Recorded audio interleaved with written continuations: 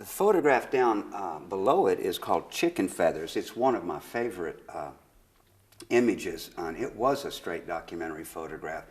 It was Halloween, it was dusk, I was on a rural road, and it was starting to rain, and I saw three kids in their Halloween costumes walking across what I would call a barnyard.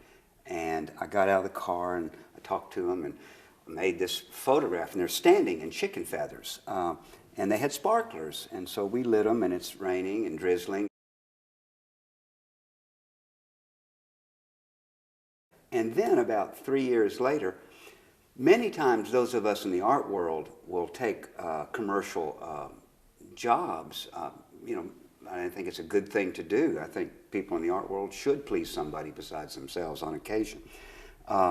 Anyway, I got a call from the Gap stores, and they said, would you like to photograph our line of shoes? We're going to start selling shoes.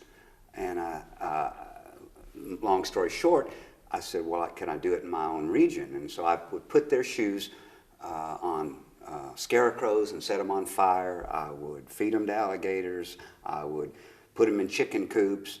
And then I got this brilliant idea in my pea brain that, well, I'll just rip off one of my own photographs.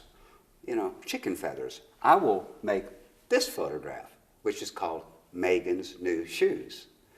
And I put my niece in a pair of their shoes. I put her in front of my studio door. Her parents are over there on the right. I have about 14 students behind me because I said, y'all want to go make a Gap ad? I'll show you the whole ugly process. And I put together 15 sparklers to rip off my earlier picture. Or as we say in the art world, to borrow an idea. And they have different fire codes apparently in Mexico, because when I lit those sparklers, they just exploded. They didn't sparkle. And I made one exposure before, you've heard the word, before all hell broke loose. I'm here to tell you, she was fine, she didn't move her feet. I made a good picture in my world by accident.